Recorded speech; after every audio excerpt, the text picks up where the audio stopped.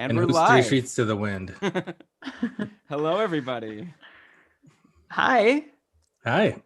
Thanks to the people who joined us live. Patty's here. Mathieu, my partner in this venture of the draft we're going to discuss. Alex. How do I see that? I don't see that. Why Oh, yeah, am I so- forever Shlomo in Yeah, you should my work on Zoom that. call? So, Victor, if you go to Facebook, like find the Oh. Facebook event, then I like linked to a YouTube. There's like a link that I share, or I tweeted just now.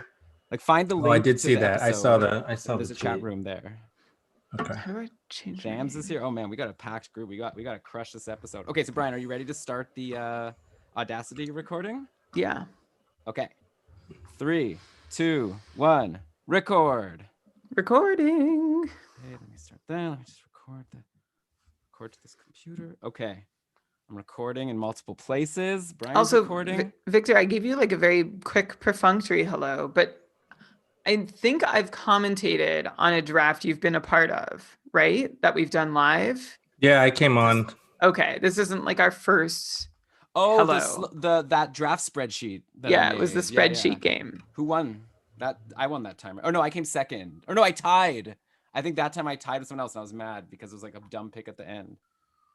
Victor, did you end up winning one? You did win at the end. It like- took you a few and then you started winning Yeah. consistently. I won. Yeah, I won one. I think I only won one, but I finished top 3 a few times. And you won. You won the first like 2 or 3, and then other people caught up. yeah, and then we all out my figured out the tricks. method, and it was hard for you to win after that. And then we All got right, tired well, of it. Shout So- out to Patty and Yeah. Shams and Fred. Fred and Alex And Marcus is Marcus. What who are time is it where all, Marcus is?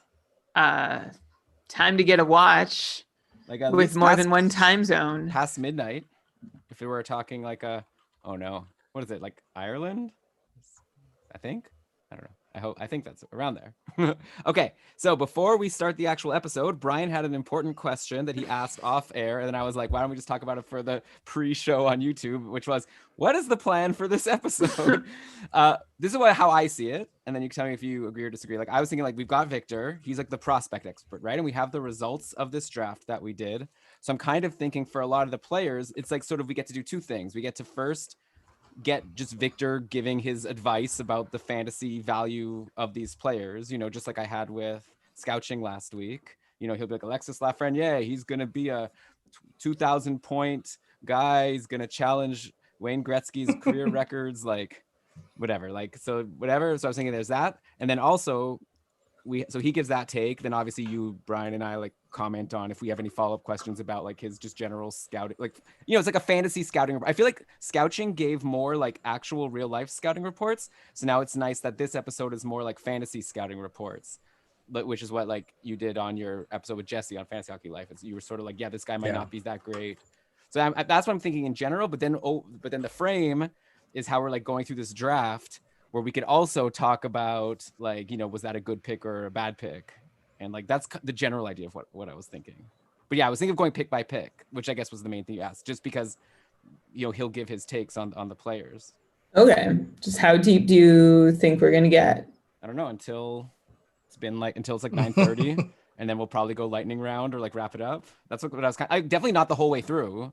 Like, obviously the most interesting players are at the start. So I'm thinking just like, start at the most interesting and then keep going for a bit.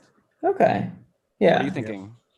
No, I think that's fine. I just, that's the plan. So we'll go with it. Well, I mean, I definitely don't want you halfway through to be like, guys, this was a dumb plan. We should have done a different plan. I just don't know, like going like one pick at it. I mean, we could rush through some, right? Like, yeah, some players I feel like it would be helpful to know which guys we're going to zero in on, but I guess we'll just we'll roll with it, because like I'm looking, I see like the first like 60 guys are probably like almost all worth a line or two. Yeah.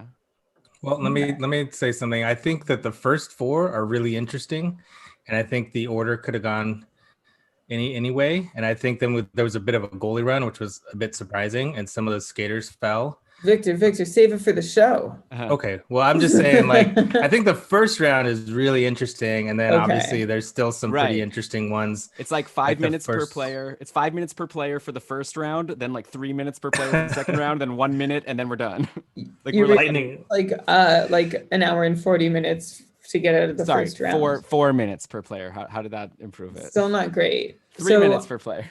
Can we just set some sort of timeline? Because like I think like maybe first round can be like 20 minutes and the next round can be... Well, I think I only want to cover like the first 2-3 rounds total. So okay, so let's aim for 20 minutes per round and then we'll lightning at the end. Or we could do like 30, 20, 10. Sure. Let's aim for 30, 20, 10 and see how it's going. Like I feel like it's like let's also just whatever. Worst case, we do another episode sometime to talk about more rounds. But I feel like if we're having if there's not much to say, we'll go on but I agree with you. Yeah, it's good to have a look at the time and make sure not to waste too much time. And we're only on Adam Fox for like 20 minutes. But there could be like after round 3, there could be just a discussion of like the value steals, in those rounds. Yeah, exactly. Who you liked the best after that. Okay, so Brian, also I'm not hearing you sounded a bit echoey just right Yeah, now. no, I think my mic, so I'm gonna stop and restart Audacity. Oh, okay, so let me stop and restart some other things then. Oh, so many things. Because I have it recording the Zoom and I have my mistake times program. So I'm still good on Zoom, but I was waving my mic around a little just to test it. So I'm on Audacity again now. Okay, 1 sec. Well, no, we need to count down. Yeah, no, I'm ready. Oh, you're ready to do it. I see what you're saying. Okay, 1 sec. And hi, Sakib. And Mathieu. Just want to make sure I name everybody who's here. We really appreciate. Definitely. I love the live. I like the live aspect. One of my favorite aspects. If I were to rank all the aspects. What's top 5? Let's hear it. Live is number 1. Okay. All right. So here, let's start the recording. Okay. 3, 2, 1, record. Recording. Okay. Whatever. I'm not going to restart the Zoom recording. Hopefully it will. Yeah, screw that. Maybe I'll make a... Okay, whatever. Okay, so all right. So how about we just go? We'll see how it goes, right? Whatever. It's a off-season episode, so if it's not our most polished, it'll be the fact that we had Victor here will make up for any disorganization. But, yeah, Victor, you got to carry the show. Okay, we'll do. But no, I think it was worthwhile to just like come up with a bit of a plan. So we'll aim for like by 8:40 we're out of the first round, hopefully, or at least we're like keeping a look at what time it is. All right. So I'll start. Prospects! Welcome everybody to another episode of the Karlsson Fantasy Hockey Podcast, the longest running fantasy hockey podcast in the world, hosted by two guys who are constantly double checking to make sure they didn't mistakenly draft Alex Laferriere. I am your host, Elon Dubrovsky. Oh, I got excited. I'm your host, Elon Dubrovsky, and we've got a real fun show for you today. I've got two people here with me, but first, of course, let me tell you, there won't be any edits after this. Do you want to just start over so you don't have to edit? Sure. Okay, starting from the beginning. Did you do a but did I hear the buddy? No, I said prospects. Right. But remember there was a buddy request? Yeah, I did that on the hockey card show. But anyway. I already thought of prospects. It was great. I'll do buddy next time. Okay. Please remind me again next time. What? You just went quiet. I won't. Okay. Prospects! Welcome everybody to another episode of the Karlsson Fantasy Hockey Podcast, the longest running fantasy hockey podcast in the world, hosted by two guys who are constantly double checking to make sure we didn't mistakenly draft Alex Laferriere. I am your host, Elon Dubrovsky. We've got a really fun show for you today. With me are two people on the line, but of course, number one is my co-host, partner in crime, the fantasy hockey robot himself, Brian Com. Hello, Elon. Hello, everyone. Hello, mystery guest who is yet to be named. It is so nice to be here with all of you to get on the horn. As Elon said, on the line is reminding me of these old sort of how you talk about being on the phone with one another. So talk prospects. Elon, you had a fantastic episode with Will Scout, aka Scouching, that I just devoured. So much good info in there, and we're going to follow up on that. And this time I'm excited because I get to be part of the prospects talk. Yeah, this is going to be a lot of fun. I had a blast talking to Scouching. He dropped a lot of good knowledge, and it was a lot of knowledge about like the actual real value of players. I tried to squeeze as much fantasy as I could out of him, but I thought this week let's follow it up and let's talk about some more prospects. But this time I've got a fantasy prospects expert, and some of you know him if you're part of our patron community or if you listen to the Fantasy Hockey Life podcast. He's also a huge San Jose Sharks fan and contributor to the hockey writer for the Sharks, Kings, and Stars. It's Victor Nuno. Welcome to the show, Victor. Hey guys, awesome to be here. Thanks so much.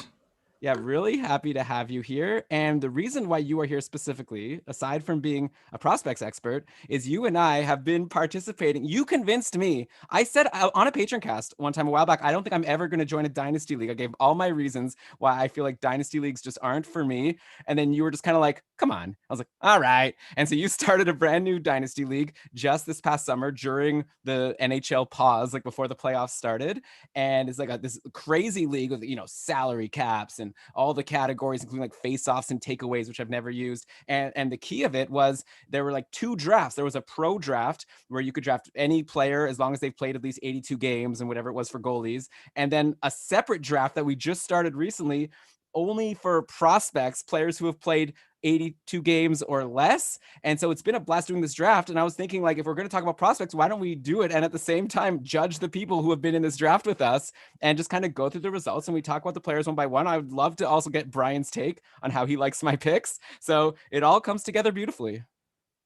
It sure does. This is going to be amazing. Like we have draft content, which is what we're all craving right now. And it's this unique angle that I don't think we've really broken down, like such a deep keeper prospects draft on the show before. We've always covered the players, but we've never really gotten to comment on the order and, measuring the 19-year-olds versus the 20-year-olds versus the 21-year-olds versus the 18-year-olds and exactly the order in how you go versus guys who are established and already have a year or 2 under their belt and guys who have not even played a game yet because they were just drafted, like Alex Laferriere, who went first overall to the Rangers, as we all know. So I can't wait to sink our teeth into this. Of course, Brian is joking, but yeah, there is another guy. This year's Sebastian Aho, but I guess a little bit easier than that.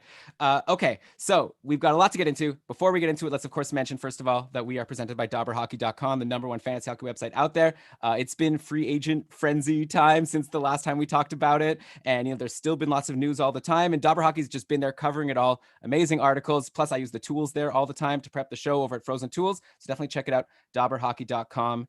Okay, so before we get into this draft, Victor, you were talking to me about how we should probably just set some, not ground rules, but like some sort of general concepts around these dynasty drafts, because obviously one person's strategy doesn't necessarily have to match another person's strategy. It's not as easy to just say, oh, you should have picked this guy, you should have picked this guy instead. You were saying you wanted to just explain like what's the reasoning but behind different strategies. So why don't you just go and give these different strategies? Yeah, I think when you're drafting a new dynasty, you have to sort of decide what your plan is, whether you're going to try and win right now, the first season, or maybe kick it down the road a little bit and try to win in a few seasons, or sort of the hybrid model where you sort of have some really good players for now, but also some really good prospects. And those are really the main 3 options. And that's going to really determine like who you pick and how you sort of prioritize. And we did something interesting in this league too, which made for some absolute chaos, which was super fun, which was we allowed pick trading across pros and prospects. So you could trade a bunch of prospect picks for pros or vice versa.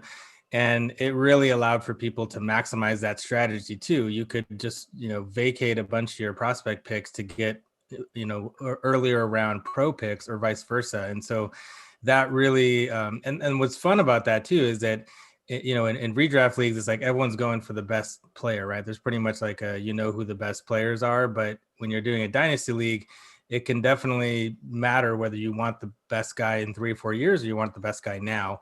And so it allows for a lot of different strategies and for, people to have good drafts, quote unquote, just with different strategies. Elon, do you want to share now that you are a longtime member of Team Win Now? Like your strategy has always been, and I think it's very clever, your line on whether to plan for the future, like a future dynasty or to win now is basically, I don't know how long this league is going to last. A lot of people get into these dynasty leagues and they collapse within 2 years. So I want to win those 2 years.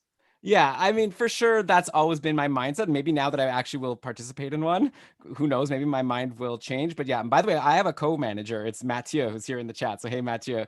So it's he and I discussing our picks together. And yeah, we definitely went with a win now mindset in the pro league. We were trying to get players that we thought were going to help us now. By the way, there's salary caps, so that was a big consideration. Like Carey Price actually went pretty late as far as goalies, even though he might be one of the more valuable goalies next year, just because if you draft him, you're locked into him for like 10 years or whatever. But in general, I do like team win now. I know Victor definitely doesn't, and he'll discuss that with some of the picks that he made. He also traded a bunch of his pro picks to get extra picks in this prospects draft. So obviously he's just thinking about 3-4 years down the road. I feel like it's like, first of all, yeah, this idea of like, I don't even know if this league is going to exist. And obviously maybe this one's a little different because it's with some patrons and Victor's running it. So maybe I have a bit more confidence than usual.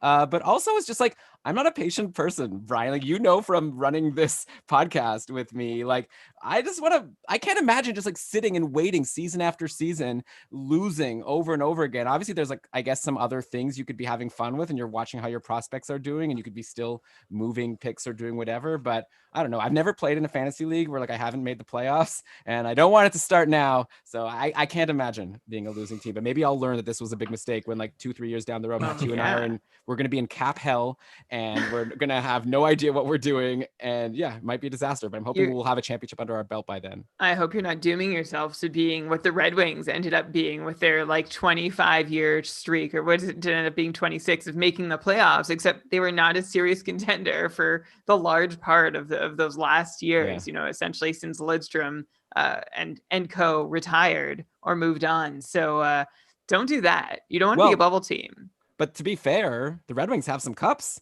on their mantle, right? So at the end of the day, is it better to be them, or is it better to be... Well, no, but I'm not comparing you to the prime Red Wings when all their players were in their primes and they were firing on all cylinders. I'm comparing you to the Red Wings after that, who were like, let's just keep the streak going and never draft first. And now, of course, they've got the tank perfected. I think they're going to tank another year. But let's see, Elon, are you going to tank? Is anyone clearly looking like they're going to tank from this draft? Yeah, someone on this call is, and it's Victor. His pro team, like, who did you even take first in the pro draft? Because I feel like you traded away some early picks and you didn't pick until like round 4 or 5, right?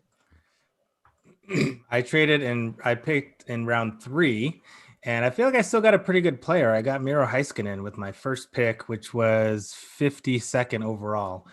So, you know, I also feel very tanky. Like, who was taken around that? So around there went, right before went Shabbat, after went Werenski, after went Riley, Landeskog, well, Brian, Seguin. I'm not saying that pick was tanky, but the fact that he traded his first 2 picks, that means all like 45, it's 20 people in the league. So that was like a whole bunch of people that went before he got Heiskanen, who's going to be great. And you're hoping that, I guess, he'll be the main defenseman. But I don't even know if Heiskanen is a number 1 defenseman in fantasy. Like, I don't know if you could win the league if Heiskanen is your top defenseman. I think you want him in your like maybe top 2 or 3. Maybe you'll disagree. Why don't you answer? Like, obviously, you got Heiskanen before that amazing playoff run where his value skyrocketed. You wouldn't have been able to get him so late before. So if anything, maybe I should be advising you to sell high. Yeah, well, I think definitely Heiskanen is not what some of these other top power play offensive defensemen are, but what he has that those other guys don't is he's going to play, 25, 26 minutes a night, and that's going to allow him to rack up a lot of counting stats. And we also saw in the playoffs that he can score too, so I don't think that he'll be like necessarily a 60-point defenseman, but I think he has a pretty high floor to be, in the 40s, 50s at least. And certainly there's upside for more. It just depends on whether he can unseat Klingberg, who's also very capable at running a power play. So yeah, there's definitely, like, it's not the highest upside guy for sure, but he's young and he certainly has capability of being a number 1, certainly a top pairing guy. So that's part of the reason I went with him. Yeah, definitely makes sense. Brian, on the opposite side, I was definitely anti-tank. I actually traded a prospect pick early on. Mathieu and I traded our 6th round prospect pick for Matt Dumba, who at the time I was like, okay, we need a defenseman. He's a solid enough guy. He's got a pretty decent contract. Turns out the person who got picked in the prospect draft was Ville Husso, the I guess now backup, or no, St. Louis. Did St. Louis end up signing a goalie to tandem with Binnington? They did, right? No, I think he's the backup. I think Husso is going to be the backup. Still got to wrap my head around all the goalies and where they all landed. Yeah, so Husso might be huge next year. But anyway, so different strategies for sure, like you said, Victor. A couple other strategies I wanted to bring up that I guess we'll like get into as we go through this draft. But I feel like there's also this idea, especially when you're picking prospects, of like you're going for like a player with like a high floor versus a player with a high ceiling. I know you judged me for a couple of my picks about like just trying to go for a guy that, you know, like I know he's going to be in the NHL. I think he's going to be solid. We'll get to my John Marino pick in a little while. And you were like, come on, he's never going to be like a 60, 70 point guy. Why not go take a big swing? But of course, the downside is if you take a big swing, it might be someone who might not do anything. Right. And so that's one thing. I guess that's just like a theme that we can talk about as we go through the picks. Why don't we just start with the picks? Actually, let's start at the top here. Finally. We're 10 minutes into the show. I think we've set the table pretty well, hopefully. But so first pick went to the Kalamazoo Fighting Karens, a good friend of ours, Chris. And it wasn't a surprising pick to me. I'll be curious to hear, Victor, if it was surprising to you or Brian. But Alexis Lafreniere. And remember, these are all players who have played 82 games or less in the NHL that are owned by a team. So like Cale Makar was available to be drafted because he's played less than 82 games. But like you said, Miro Heiskanen wasn't because he's played over 82 games. So just to make sure you understand it. But of all those eligible players, Lafreniere went first. And yeah, Victor, what did you think of the pick? Can't argue with them. I think the top four really were pretty interchangeable. It probably depended a little bit on team needs and whether you wanted that elite defenseman, elite winger, or elite center, because those, in my opinion, are the top four, which we'll get to in a second. Byfield, Lafreniere, Makar, and Hughes were really the four. I think they're in that conversation. So I think it makes sense to take a winger, really, because, you know, left wingers, especially at that high level, are pretty valuable. And so made sense. Plus his team is built to, you know, compete now. And Lafreniere is going to step into that role in the Rangers and just, you know, probably put up 60 points ish. So that's pretty great. And especially I think in these kind of leagues, it all comes down to value per dollar. And that value per dollar that Lafreniere is going to give right off the bat is just ridiculous. It's probably the best in this entire draft. So that makes sense. Yeah. And, you know, you sort of have to contextualize it just to be clear. So everybody, I think you mentioned Elon has to have fewer than 82 NHL games played in this draft. So just looking at it, I'm going to just rhyme off the next three picks to help contextualize who Lafreniere is being chosen instead of. So ahead of, I'll start from the second pick, Cale Makar, and then the Quintons, Byfield and Hughes, going 3 and 4 before we had a mini goalie run. But those were the top 4 skaters off the board. In that context, like I see your point, Victor. Lafreniere is going to be the cheapest for the longest, along with Byfield, but Byfield might not be playing in the NHL like immediately after listening to the interview with Will Scouch, who said, you know, he might get a tryout, 8 to 10 games, and then maybe he stays, maybe he doesn't. But the Kings also aren't a really great team, and who knows how much opportunity there'll really be for Byfield to succeed with what wingers, right? And Lafreniere has the advantage of getting to play with a bona fide NHL centerman for sure. So I like Lafreniere over Byfield. Over Makar and Hughes is a little dicier for me because obviously I love their defensive eligibility, and plus they're not like, they're just 1 year further out. You know, you'll have one less year of their ELC. You'll have to pay them sooner. But to be honest, I think it might be worth it for that position eligibility, though I've always been a sucker for a top end defenseman. I think that I would agree with you because that value over replacement, right? That elite D with Makar and Hughes, I think you have to. I probably, if I were winning now, I probably would have picked. In fact, we actually did a mirror league of this because why not have even more leagues, right? We actually did another one where I took Elon's strategy actually, and I had the very first pick in that prospect draft, and I took Makar because I think if you're trying to win now, that value over replacement probably exceeds Lafreniere. Although I think it's close, right? It probably depends on how your team is built, and if your team is lacking that, as Elon was saying, top end fantasy, defenseman, then it makes sense to take one of those two. And Makar, I think, is slightly ahead of Hughes because Hughes just, like, I think he's allergic to hitting. He just doesn't hit anything. So Makar gives you a little bit in that sense. And I think the points are pretty similar. So a little bit of a boost there for Makar. Yeah, that's the thing to me. And I guess we don't really need to dig too deep into Makar and Hughes. People know all about them. But I would be a little concerned that with the peripherals, like I said, like Quinn Hughes is awesome. And he might be a 70-point defenseman next year. And he's going to be great for assists, great for power play points, no doubt. But he had 126 shots in his first season, like in 68 games, which is like 2 shots a game, which is decent for a defenseman, but not like amazing. And then, like you said, he only had 7 hits, I'm counting, and then 46 blocks. And Makar also, by the way, only like 47 blocks in 57 games. So like these are like rookies. So it's possible that they're gonna, play, I don't know, more physical games and get more hits and blocks moving forward. But that'd be a reason for me to maybe go with like a Lafreniere, just because you're getting this elite defenseman, but they might not even actually be the top defenseman in fantasy just for a league like this, which again is like goals, assists, shots, like special teams points, hits, blocks, like the whole shebang. But you can't go wrong with them. I mean, when you're comparing them to the guys who are like 21 and under, I still think no one else sticks out. But depending on if you already covered that base in the pro draft, or like, I'm gonna have a pro who's already played more than a full season and is going to cover more categories, then that gives you some license, of course, to go for a forward instead. So I don't know who Chris's pro picks were, and if he already had that position covered off, but it's definitely justifiable. But I will push back a little on you saying like you want other guys, because like none of these guys who've played fewer than 82 games and are defensemen have really proven anything about themselves in that, like, especially for a defenseman, you never know just how low someone's ceiling might be. So I would be going for straight up points rather than guessing around for who's going to be the best all around breadth category filler. Yeah, can I throw one name at you? So we could jump around, I guess, a little bit. A 10th overall. By the way, my first pick, me and Matthew didn't pick till 20th overall for our first pick. So don't get me wrong. If Makar or Hughes or anyone like that would have fallen to us, we would have been salivating and taking them in a second. What about 10th overall, Adam Fox, who had a really solid rookie year? Obviously, he wasn't like a top power play getting like 60, 70 point paces like Makar and Hughes, but he had a solid like 44 points in 70 games. So almost like a 50-point pace. And we had 92 blocks, which is, so we help with the peripherals. And who knows, like if D'Angelo, I'm just curious to know, like Victor, I think I've heard you say you're very high on Adam Fox. Like, do you think that there's an argument to be made that Fox could be more valuable than Quinn Hughes in a multi-category league just because of his peripherals and still like a pretty high offensive upside? Or is that crazy talk? No, it's 100%. I definitely like that pick.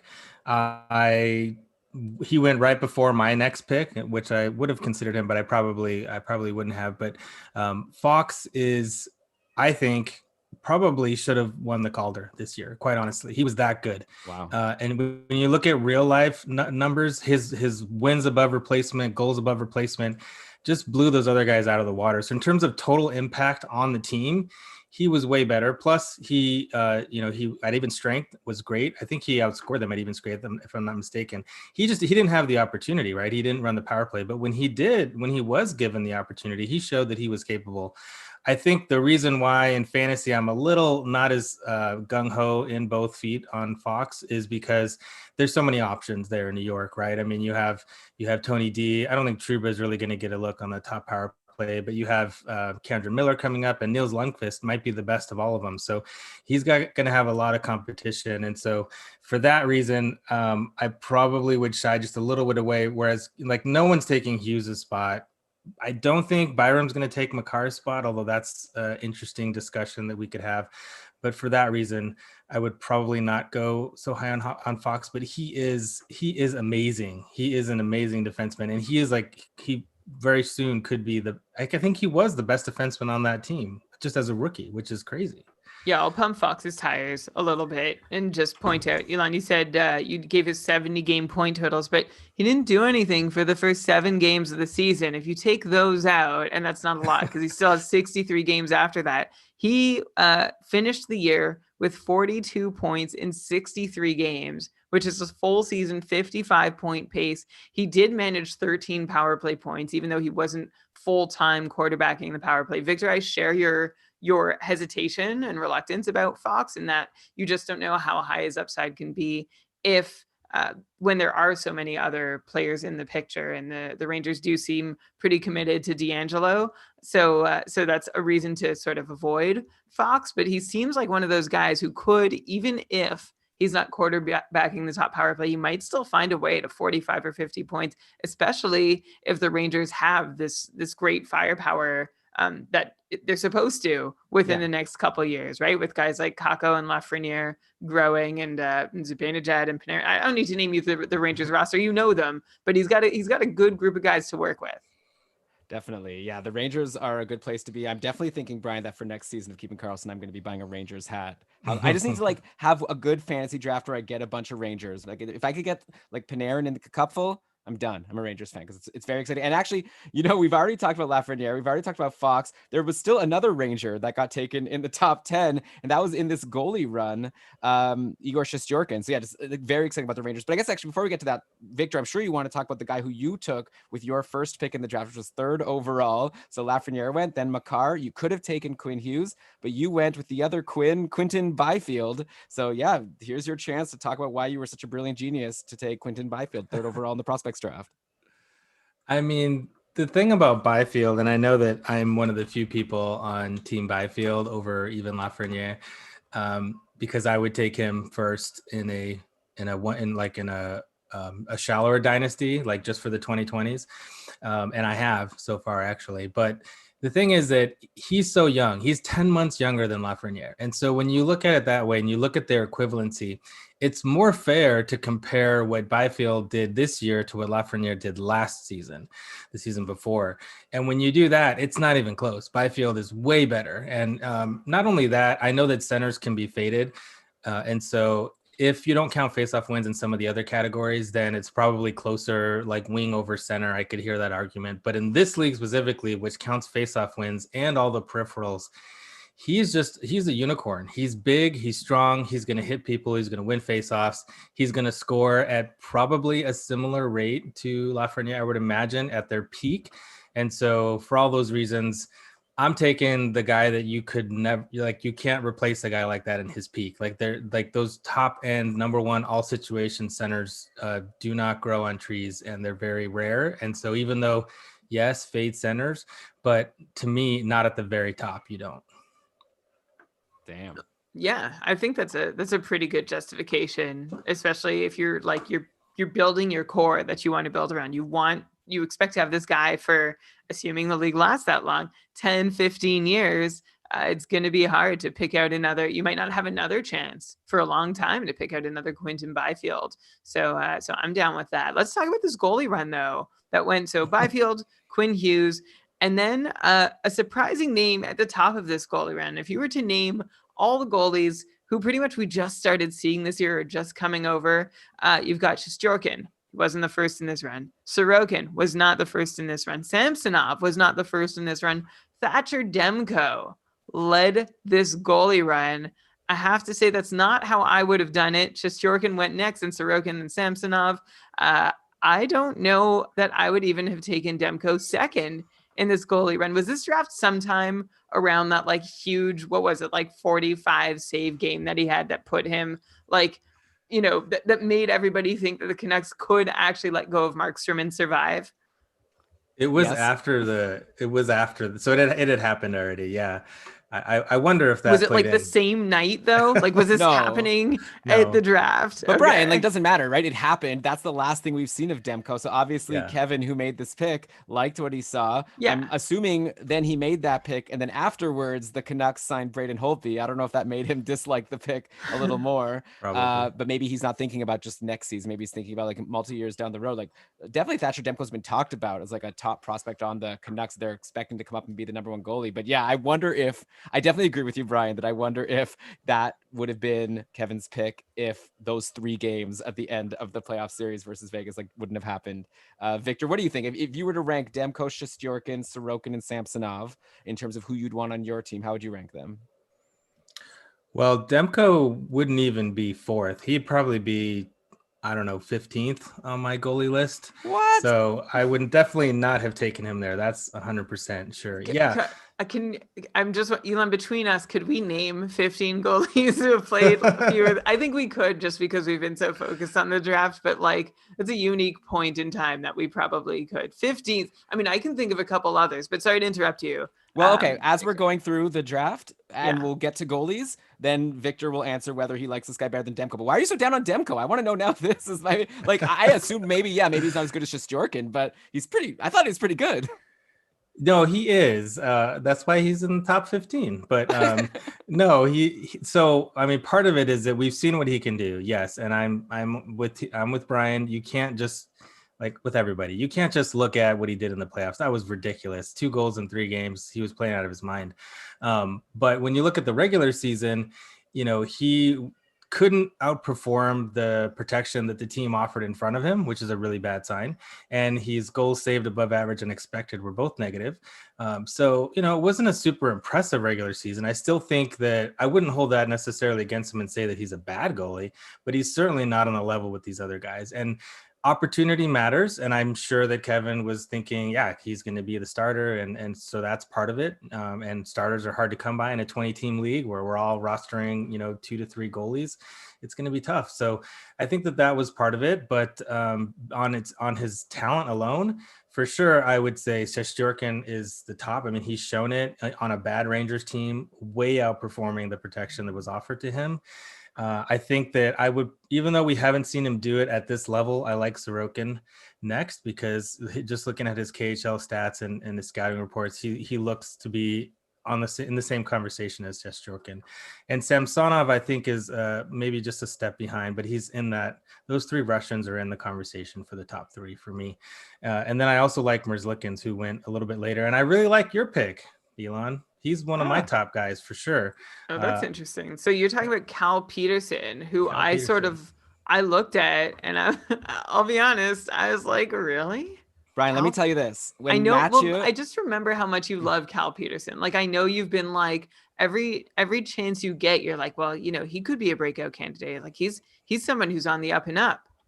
All right, so before Victor talks about how awesome Cal Peterson is, I will tell you that in the draft, as we were doing it, it came to our pick. Matthew and I had this idea in our heads. It was like Kakko was falling, and like Suzuki at one point, it seemed like he was falling. Like we had a couple guys we were like really excited about getting, and then like we got sniped on them like right before our picks. I don't know if you could say sniped on like these guys that probably we shouldn't have expected to fall to us at 20th overall. But then when it finally came to our pick, we were like, okay, who should we take? And Matthew. Oh, by the way, I should also mention, Brian, that it was my like one goal in the pro draft, like not reach for goalies. It's like, I really had it in my head that goalies are always letting us down. I'm not going to let us take some like whatever Bobrovsky or even someone who was good last year. Like I'm trying to think of like who were the best goalies. Like, I don't know, Vasilevsky, obviously, Leonard. I didn't want to take a goalie high. I would rather take, good solid forwards that are going to like fill multi categories and do all that good stuff for us. And then I was thinking, we'll deal with it in the prospects draft. And so in the pro draft, we just got Ullmark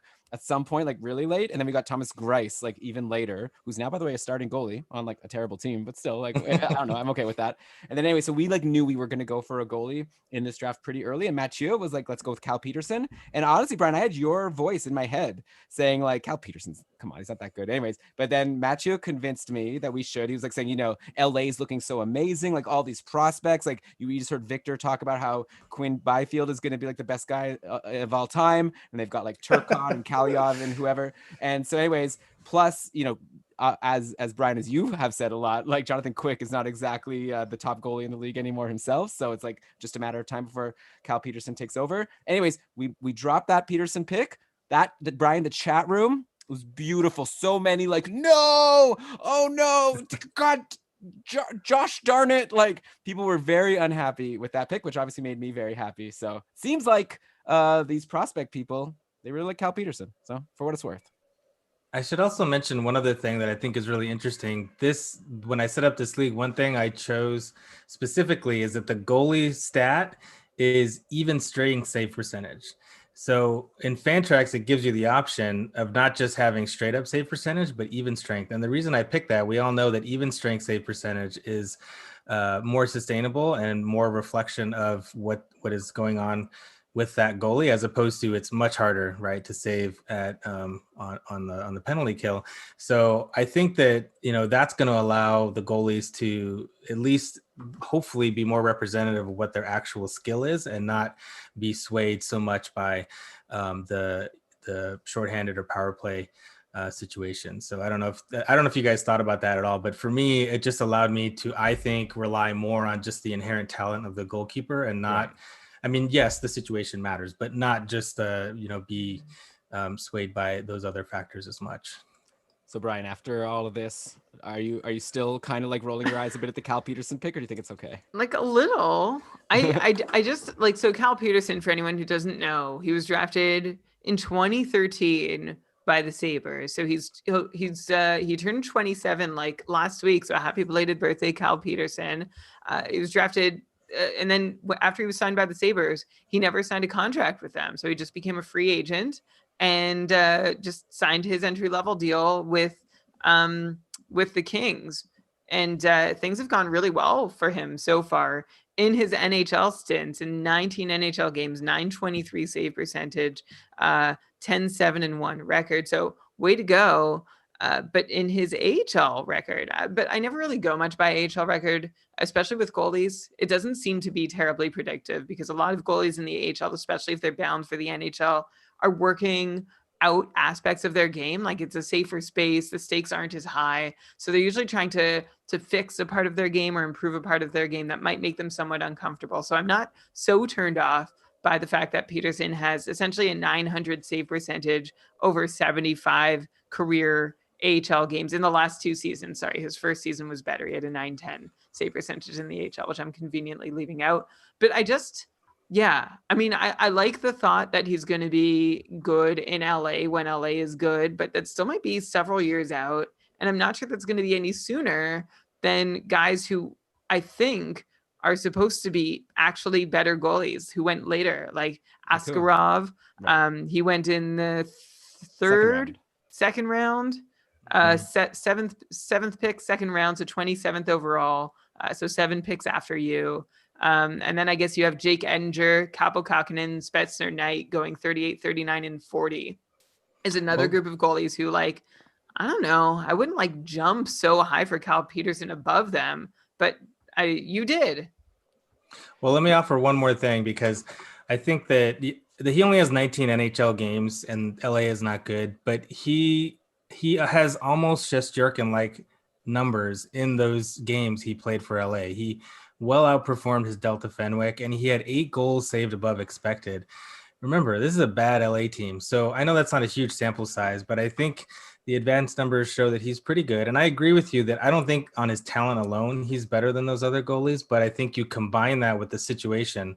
And I think LA is going to be a dominant team in 2 or 3 years for a long time. And so I think Peterson is going to get starts. I mean, he's probably going to be, I don't know, at worst 40-60 with Quick, maybe even 50-50, especially with this compressed schedule that we're going to have. So I think you take all that into account, and I think that you're getting a very valuable goalie. And, it may be a bit of a reach, but for a team that wants to compete right now, I think it makes perfect sense. Right. Yeah. Brian, I guess obviously like a lot of these support picks, you, Elon. You can rub this in my face all you want. It seemed like a bit of a reach, but I imagine the other 19 managers in your league have a better read on who is valuable and when. So sure, if you had the jaws dropped in the draft chat, then maybe you shouldn't listen to me. No, I mean, I definitely agree with you. Like, probably Askarov, who went to Nashville and in the first round of the NHL draft of this year, is probably going to be the more valuable guy. But like I said, like Matthew and I want to win like now, like in the next 2-3 seasons before all of our contracts catch up to us. So I guess, we took a shot on someone that we think will play right away. But it'll make you happy, Brian, that then in round 4, we went with another goalie who somehow fell super far in this prospects draft. I'll be curious to ask Victor why he thinks that happened. But we got Pavel Francouz, who I think is like basically tandem with Grubauer in Colorado, and he still has a couple years left on a pretty decent contract, like $2 million a year. Obviously, like we're paying more than like a Cal Peterson, who still has 2 years, like $800,000. But we got Pavel Francouz pretty late, so all of a sudden now our team that like didn't think about goalies at all in the pro draft, I think we've got 4 solidish guys. But I'm curious to know, I guess from both of you, what your thoughts are on Pavel Francouz. And then I promise after this, I won't just like focus on my team and we'll actually just go through the picks. But since we're talking about goalies anyways, and then maybe also Victor, while you comment on Francouz, you could also maybe touch on like the Edingers, Kakkonen, Spencer Knight, on if you think that they're better than Thatcher Demko. You want to go first, Brian? Oh no, I defer to you. Okay. Yes, I think all those guys are better than Demko, quite honestly. But I don't think that the situation is necessarily better. So you have to take into account the quality of the goalie. Like Edinger, as much as I like Edinger, he's blocked, right? I mean, Bishop is there, Hudobin is there. When is he going to get to play? 3 years, 2-3 years from now? That's not very valuable. So that's a long wait on a goalie that could be really good. A lot of ifs, ands, and buts. So I think his fantasy value is lower, but the goalie himself, I think, is really good. And I think Kakkonen has an outstanding situation, and I think he is also really good, and he's shown it at the AHL level. Spencer Knight, who I took actually, I think is up there as one of the best goalies, prospect goalies out there, but it's a long wait. So it made sense for my team, right? Because I'm not looking to win right now, so I can wait 2 or 3 years until he's relevant. But yeah, I think that Demko's in that conversation, in the 10 to 15 range, which those guys are, around there. So, but I do, and Francouz has shown in his small-ish sample size in 34 games with Colorado that he can outperform by 0.21 the protection that's offered to him, and has saved almost 3 goals above average. I mean, above expected. So he's a pretty good goalie. I think that I wonder if maybe his performance in the playoff hurt his value, and that's why he dropped a little bit, because he had a little bit of a rough couple games against the Stars. Yeah, then he was injured, and then maybe he didn't even look that bad compared to what Michael Hutchinson did.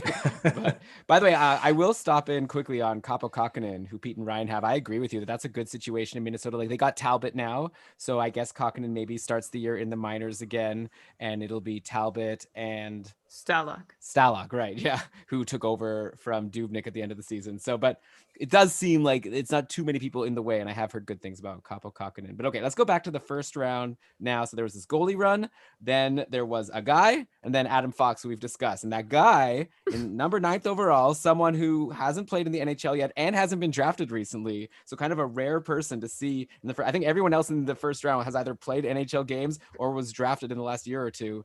And I'm talking about Kirill Kaprizov, who's been in the KHL, I guess, doing very, very well there. And now he's going to come into the Minnesota Wild. Is it like just a sure thing to you, Victor, that he's coming to the top line, top power play, like he's going to get the best deployment? He's going to be like a superstar on this team along with Fiala? I mean, he pretty much has the highest upside of anyone on that team, I think. I do think Fiala is a star, and he certainly showed it at the NHL level. So, obviously he has the edge there. But yeah, I think Kaprizov is for sure like the top left wing option in Minnesota. So he should get all the best deployment. Hopefully Marco Rossi makes the team and can play center, because other than that, I can't see Nick Bonino making Kaprizov's value super high. So that's the problem. I mean, that's the only thing that really limits his upside, because, he just looks like a star, but if you don't have someone to pass it to you and a winger on the other side that can take some of the heat, his upside is going to be ultimately a little bit dampened. But I do think he has Panarin-like upside for sure. If the situation can work out, I don't think he'll quite get to that point. Certainly not in the first year. And he is a little bit older. So at this point, he's probably like in his prime. And so that's a little bit of the downside with him. He's definitely a guy that you want if you're winning now. Like for me, that would make no sense for my team to take him, because by the time my team was good, he'd be on the downhill. For sure. Yeah. It's like that's the big concern about Kirill Kaprizov, is that he's got no one to play with. He's got Fiala, assuming that the Wild want to stack one line with 2 of their most exciting offensive players and play no one with them. What he does have going for him is that he's 23 years old already. So hopefully he's grown a little bit into the role of being a full-time NHLer without having to actually have been in the NHL to play the games. He's just older. He's been playing against men for a few years now. In fact, he led the KHL in goal scoring last year with 33 goals and finished 3rd in the KHL in points behind Dmitry Yaskin. And anyone want to guess who led the KHL in points last season? I don't know. Give me a clue. It's somebody who didn't get a fair shot in the NHL. Oh, was it Yakupov? Who did you say, Elon? I was just joking. Eddie Lack. I don't know. He's someone that you always say didn't get a fair shot. No, I've never said that about Eddie Lack. Vadim Shipachyov. Oh yeah, that's right. Who led the league with 48 assists ahead of Linus Omark's 42. Anyway, I'm not gonna. I love going through KHL scoring leaders, just for the names you see. But Kaprizov led his team, of course, followed far behind by former LA King Lyndon Vey. I'm doing it again. Sorry. So Kaprizov is a nice, exciting pick, and someone who just feels more mature than anybody drafted in this crop, like in the most recent crop, and who might have higher upside, or as high upside than anybody who was drafted in that crop. So we had Kaprizov, and then Adam Fox, and then Jack Hughes goes 11th, which to me feels pretty good. Like, That was Victor, me. you talked about like reaching out and grabbing. Oh, that was you. So you got Quinton Byfield and Jack Hughes, and you were talking about how hard it is to find one generational franchise cornerstone centerman, but you grabbed two in the first 11 picks of the first round. Yeah, I was pretty happy with that. There were some options there at 11. There were still some pretty decent skaters with good upside. But I felt like Hughes has probably one of the highest upside of any of the guys left that was there. And I do think I still have this feeling that he's going to be a winger. And so I was kind of thinking about that too, because I didn't want too many centers. Like, you can't have just 12 centers on your team, you know. But at this point, my team is so young that it doesn't probably matter. And I just was looking for the highest points upside guy. And I think Hughes, you know, has century mark upside. And I don't think he's going to hit it this year, maybe not even next season, but I do think that he can get there. And New Jersey seems like they're starting to fill out their forward core with some good players. Right? They got Holtz, I believe, in this draft, which people are excited about. I listened to your podcast recently, Fantasy Hockey Life, with Jesse Severe, and you were talking about how you guys are very excited about the group of players that are going to be available for Hughes and Hischier to play with in the next few years, right? Sorry, I looked down at the chat for a second. That was a bad mistake. Well, I'm sorry. What I was did just you say? asking. I heard you on your other podcast talk about how you think that New Jersey has some really good forwards coming up for Hughes to play with, right?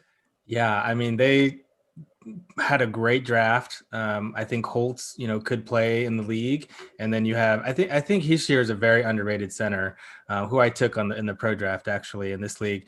I think he's an underrated center. I think, you know, Gusev had a tough adjustment, but I think he should be pretty good. They have some really good talent in that top six, and I think looking down the road, Dawson Mercer is another guy that they took in the first round that I think has some pretty high end upside too. So it sure seems like New Jersey is going to be pretty good, but I sort of hesitate too, because I thought they were going to be pretty good this year looking at all their offseason moves, and they were just awful. Well, yeah. Well, their big three acquisitions were Hughes, who they drafted, and Subban and Gusev, and all three looked like not huge busts, but like all three were not great for the first. I guess PK Subban was kind of a huge bust. Like all three were not great a couple months into the season. But yeah, Hughes we assume will get a lot better, and Gusev already did show that he can be a lot better. And who knows with PK Subban? But yeah, I'm excited about that team for sure. By the way, I thought it was really funny, Victor, how you said that like picking Kaprizov would make no sense for your team because by the time your team's ready to compete, he'll be like too old. Like he's 23. Like when is your team planning to compete? No, I just mean that when is he gonna, like, his peak upside is like gonna be in the next season or two. But I plan to win several championships in 3 or 4 years. That's my plan. It's not gonna be this season. It's not gonna be next season. But in a few years, yeah, watch out. And the other thing I wanted to say about Hughes is that no one has ever done what he did, right? No one has come straight from the U.S. National Team Development Program and go straight to the NHL. That's like 3 levels that he jumped. You know, it's really, really crazy that he went that far. And so the fact that he was like, you know, meh in the NHL this season is still like amazing that he was able to do that. And there were definitely times where he looked really good, and you know, he's going to figure it out. I have no doubt about that. Yeah, definitely forgiving that first season for that reason, because he was following a brand new path, and also like things were not totally neat and tidy in New Jersey either. There was a coaching change, and the whole Taylor Hall thing, sitting out games, feels like ages ago, but this all happened during Jack Hughes' first season. It would be unfair to judge him, especially as an 18-year-old centerman, on any of it. So I love that you took didn't even take a swing, that you were able to nab him this far down beyond Thatcher Demko. Sorry, Kevin, if you're listening, I don't mean to rag on you. Okay.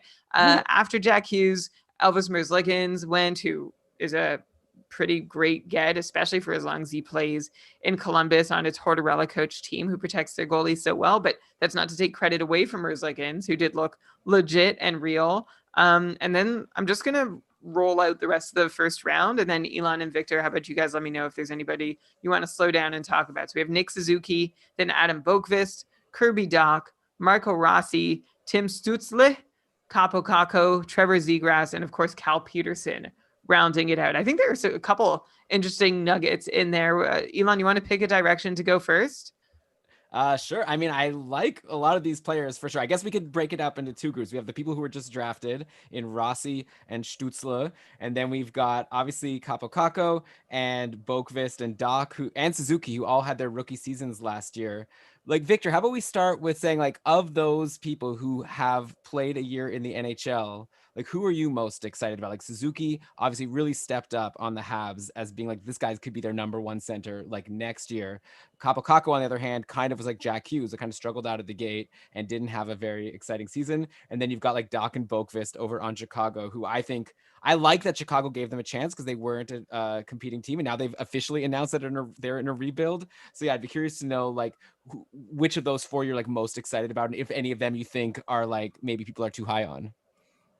Yeah, well, I had a pick in the middle of that run, and I feel like I got the guy that I like the best. So whatever that's worth, I picked Doc, and he may not have like may not look like the highest upside, but part of the reason I picked him is because he is a center, and what he's done already in the NHL is pretty impressive. In his first year, I mean, he came out and was played meaningful minutes, and when I watched him, like he did not look out of place. He could play with the stars on the team, so I really like that from Doc. I think that Suzuki certainly has come of age, and he has high upside. I'm a little I don't know what they're doing with the centers in Montreal. I think it's kind of interesting. I think he's clearly ahead of Kakaniemi, but Dano is very capable too. So, and also when I was looking into Suzuki, he is kind of a liability to get scored on. So he's kind of a high event player. When he's out there, he either scores or gets scored on. So that's not necessarily great for his long-term projection. Like he needs to figure that out, or his coach is not going to give him the longest leash. And so that's a little bit tricky. And I think Kakko, I like that pick too. I really debated heavily Kakko and Doc, just partly because of the winger, and partly because I still think Kakko can be really good. And especially he's a physical winger that is in a great situation, and maybe slightly less great now that they have Lafreniere, but I think also still going to be able to put up a lot of points. So I really like that. And were we also talking Boqvist or not yet? No. Yeah, I didn't want to also bring up Boqvist. He played last year. Yeah. Got a shot on the top power play, like right out of the gate as an 18-year-old. Yeah, I like Boqvist. I think that he's pretty well rounded. I'm not sure that top power play is 100% going to be his. They have a couple of other options, including Duncan Keith still being there and the ghost of Brent Seabrook. But they do have Ian Mitchell, who's a pretty capable guy coming in, and I don't know which one of those is going to take it. I think it's a question. So part of the reason why I would not have gone Boqvist there, I think Boqvist is probably second or third rounder is where I would have pegged him in this. I think there are defensemen that have higher upside, but he's definitely a guy who's in the league contributing now. So from that perspective, you like it because he's certainly helpful. Right. So who would you say of the defensemen who went after Boqvist, who would you have taken at this point? If you could take just like overall upside, like who fits best on your team? Oh, 100% Bowen Byram. I think really? This may be a hot take, but I think Bowen Byram might be better than Cale Makar. Wow. And do you think it's like he's better enough that the coaching staff will actually give him a shot to get the opportunity to be on the top power play? I mean, that's the $1 million question, right? I mean, I think that they have such an embarrassment of riches on the blue line. They just acquired Taves. They have Gerard, who's very capable. Eric Johnson's very underrated. He's good. But I think that Byram is a similar player to Makar. I think he's very offensive, but he's also pretty decent in his own zone. And so I think those two, I mean, it's almost like a Karlsson Burns kind of thing. I think that there's like, who do you pick? It's like, they're both great. I don't know which one. I think that they're in the same conversation. And so that's who I would have taken.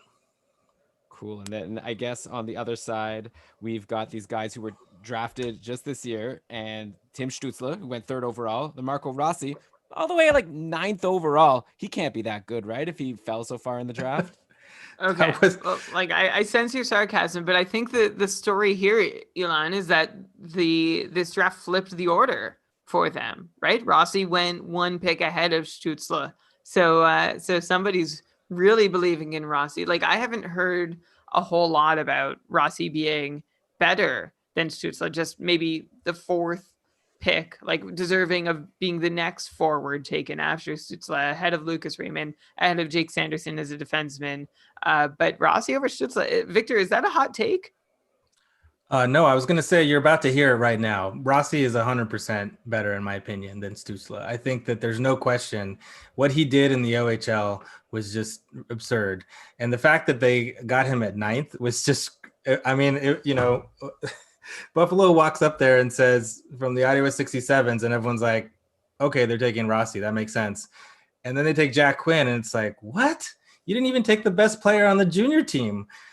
So that was wild. And for sure, I think Rossi has the highest. I think he has the 3rd highest upside in the 2020 draft. I think that when we look back at this 5 to 10 years from now, we're going to look back and say, how in the heck did Marco Rossi go so late?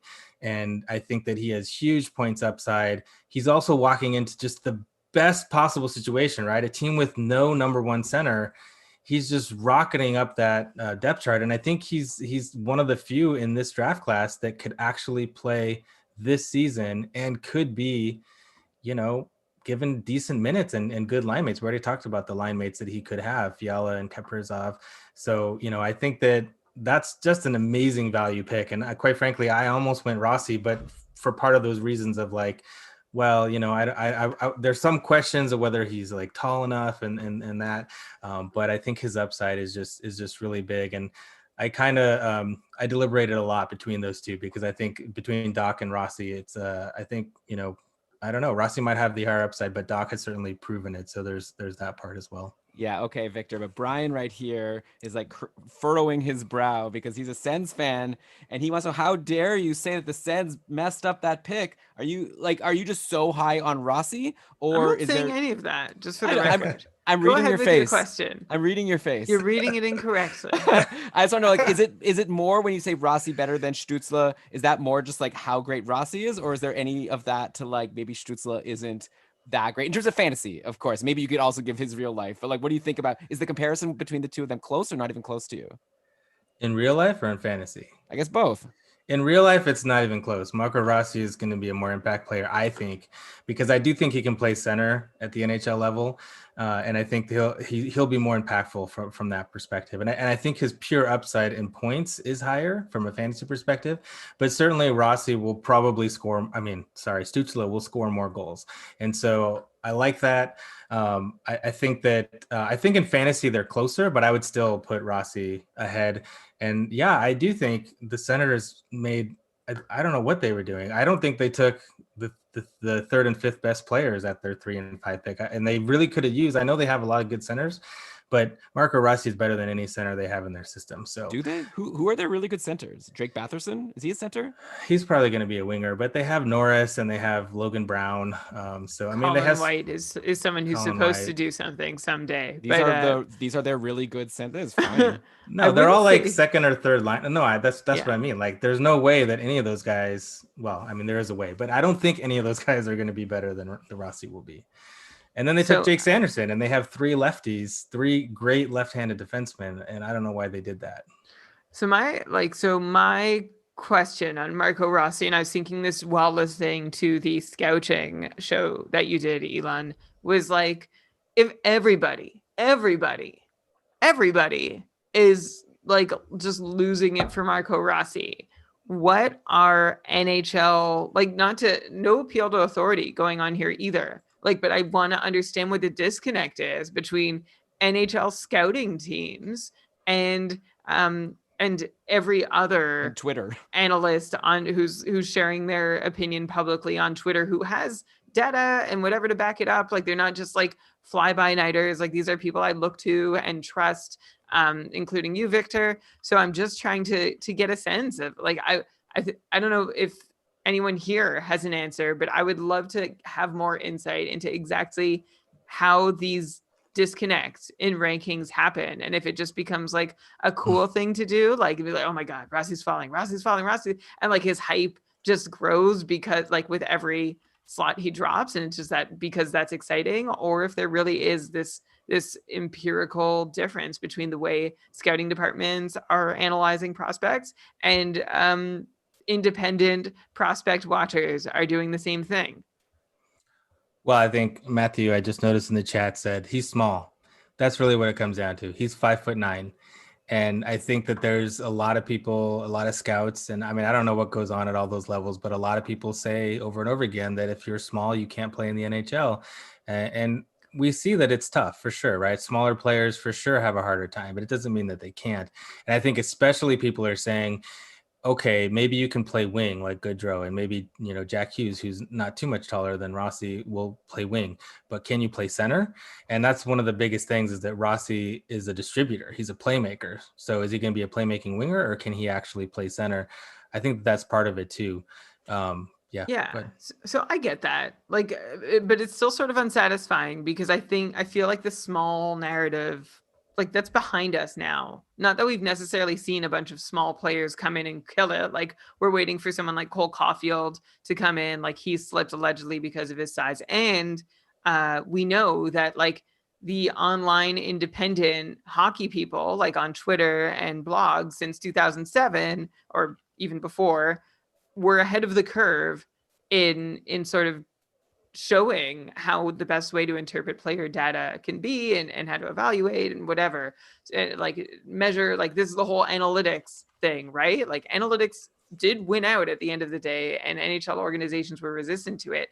I'm just surprised, maybe I shouldn't be, that there's still this much of a lag between what we think we already know in the general public versus what NHL front offices will acknowledge. I know change takes a long time, especially with how stagnant the NHL front office talent pool is. I know stagnant's the right word, but essentially like there's not a whole lot of new blood coming in and out. It's a lot of the same ideas being recycled over and over. So I guess now I'm going off on a bit of a rant, and we should probably refocus back to the draft. But like I would love to hear more from like someone, like a reporter needs to look into this. Someone at The Athletic, free story idea, because we know you're all listening to the show. Should we hit the second round, Elon? Yeah, so okay, I'm seeing a couple names jump out. So there's one that was still in the first round, Trevor Zegras from the Ducks, went 19th overall. Then you have Dylan Cousins, another center from Buffalo, going a few picks later, 22nd overall. Like Zegras was someone who I heard a lot of buzz about going into this draft. Like I think that Matthew and I were seriously considering taking him if he didn't get taken like right before our two picks at the turn. Were we like lucky to miss out on him? I know you're not happy with my defense pick, but anyways, but like in general, like Trevor Zegras and like Dylan Cousins, I know they're two different people. Maybe can you bring them? They were both drafted like a couple seasons ago, high up in the first round. So what kind of upset are you looking at there? Yeah, they're very different players. They're both centers, but Zegras is definitely more of a playmaker. He makes Joe Thornton-like passes. People always comment that you have to be ready because the puck will end up on your stick when you least expect it, and you just have to tap it in. That's the kind of player he is. He's going to be an assist-heavy guy. He can be pretty physical. In fact, he can take some bonehead plays. So if you're in a PIMS league, then he'll probably take some penalties. But he definitely has like that 70+ point upside in the right situation. I think Anaheim is good for him. He doesn't really have a whole lot of competition. He's got Getzlaf there, but other than that, he's the best center prospect they have by far. So that's a great situation for him. He's definitely high upside. I like him. I like that pick. And so Brett got both of these, Cousins and Zegras, which is really nice. And Cousins is more of a scoring center. He's kind of more like your Jack Eichel, right? He shoots a lot. He's got a great shot, and he definitely, can be more of like the 30 goal, 35, 40 assist kind of player in his prime. And so that's a nice one. It's kind of interesting because, they're on the same team, Cousins and Eichel. So it's like they're similar. They need more of a playmaker though too, right? Which is kind of funny that they took Jack Quinn, who's a goal scorer, and it's like, who's going to set up all these guys? But anyways, that was kind of funny. But they're both great. I think they offer different things. I would definitely put it's funny that he took him in that order, because I would have flipped him. I would have taken Cousins first, because I think, goals are harder to come by. They're more valuable. He shoots more. So that would probably be, I would have taken him first. But that range is decent for both. Cool. Yeah. I guess on Buffalo, they've got Eric Stahl, right? So, but he's only for the next season or two. Well, for the next season or two, I shouldn't say or two. And then also there is still Casey Middlestat, who I guess at this point, are we just assuming Cousins is ahead of Middlestat on the depth chart, and it's just a matter of time before he jumps ahead of Stahl? Oh yeah, definitely. I mean, I think I heard Steve Laidlaw refer to him as Casey Middling stats, which I love. Yeah, I haven't lost complete faith in Middlestat, but he certainly has a lot to prove. And so, yeah, Cousins is for sure ahead of him. I think it'll be interesting to see what Cousins done. Hopefully this season he gets a shot to make the team. I think that it's possible, but he's certainly not better than Eric Stahl right now. So yeah, maybe in another season or two, I think that would be a good situation for him. And maybe Middlestat can play the wing and be that playmaker that they like him to be. Right. Yeah. So Buffalo, yeah. I keep saying every year that I think Buffalo's looking like they could be really good. I'd love for it to become actually true one day, but you think they just got Taylor Hall. If they still can't be good, it's like, it'll be very frustrating as a Sabres fan for sure. Mm-hmm. Okay. At this point in the draft, right, we only have a few people left who have actually played like some significant NHL action. Like Makar and Hughes went, and then some guys left include like Philip Zadina, who's going to get taken later in the second round. We talked about Pavel Francouz, Gusev and Olofsson both actually dropped pretty far, probably just because they're a bit older and already have like significant salaries. I went with Matthew and I went with John Marino here. And some people in the chat were like, that's a decent pick. And then you were like, this is a terrible pick. And I thought it was just a really fun thing. And I'm curious to get Brian's thoughts here. Because like John Marino, of course, just had this like rookie season, which on paper like just looks like okay, like I think pretty good, like 38-point pace, right? 26 points in 56 games. But of course, this was with only 15% of the power play time. He hardly got power play time. Pittsburgh now, like Justin Schultz is gone. He's gone to Washington, and Chris Letang. There were rumors that he'll get traded. It's looking now like he won't get traded, but Chris Letang always has that risk of getting injured. And also, we saw Schultz getting significant power play time, even though Letang was there. So like I saw, and also I was just reading articles like on The Athletic about how John Marino like just had this amazing year. Like him and Adam Fox were both like maybe the two of the best rookie defensemen ahead of like Makar and Hughes. And maybe you'll say that you don't think Marino belongs in the same conversation as Adam Fox. But yeah, I was reading all this good stuff about him. And yeah, we went for this pick. And I'm curious to hear from yourself and Brian, like is John Marino like someone who, like, am I right to think he has higher upside, that he's going to get big minutes and now start getting more power play time now that Schultz is out of the picture? Or are we looking at just like a 40-point guy like forever? What do you think, Brian? Oh, sorry. I thought. Go for it. Who, me? I mean, if you want, or not, or I can. Sound like you're throwing to Victor first. Okay, all right. I'll you already know what I think, but let's tell everybody. Yeah, I didn't like this pick, and I think I wrote something like he was my 400th ranked skater or something like that. But again, that's just based on his fantasy value. I think that he is a good real life player. To me, he reminds me a lot of Marc-Edouard Vlasic, who's a really good player, really good defensively. Certainly can like run a power play and have some offense, but you're not ever going to see him putting up 60 points, right? Even in the best situation, I doubt it. So yeah, I think a lot of that is like opportunity you're thinking, and getting some decent playing time. He certainly is going to be one of the best defensemen on the Penguins, and so there's that. But I think just himself, I don't think has the upside to ever really hit like even 50 points. I'm not sure that he'll get there. So that's the reason I didn't really like it. To me, it's one of those like better real life than fantasy. So I think that there were better options. Even though I know you want somebody that's playing now, I still think that there were probably some better guys. So sorry to say that, but it's true for me. I also, I appreciate the swing. And I think it's a swing, like, because you were counting on Letang getting injured, and then Marino becoming the heir apparent to the top power play role. But I think there's a lot of directions that can go. And keep in mind, like, if you're in a dynasty, it'd be great. Like, if you miss this season, as like with if Letang is still there this season and is blocking say Marino is the next in line, is blocking Marino from taking that job as the top power play quarterback. That's just one less season that Marino gets to play with. The best years that Crosby and Malkin have left in them. And yes, of course, Gensel's still there, but I'm just looking long-term at Pittsburgh and knowing that their prospect pool isn't so deep. And in a dynasty context, I'm just not sure how good Marino is. I'm looking at the other defensemen who went after, like if I'm just trying to compare apples to apples here, I see Evan Bouchard, who I think I would have been more interested in. I see Branstrom, who I don't think I'd be more interested in because I think he's stuck behind Shabbat. But I also see Ty Smith and Jamie Drysdale and Noah Dobson. And I think all three of those guys, I would have preferred taking a swing on than to John Marino, who might have a higher floor than all of them, but certainly has a lower ceiling, or at least seems to have a lower ceiling.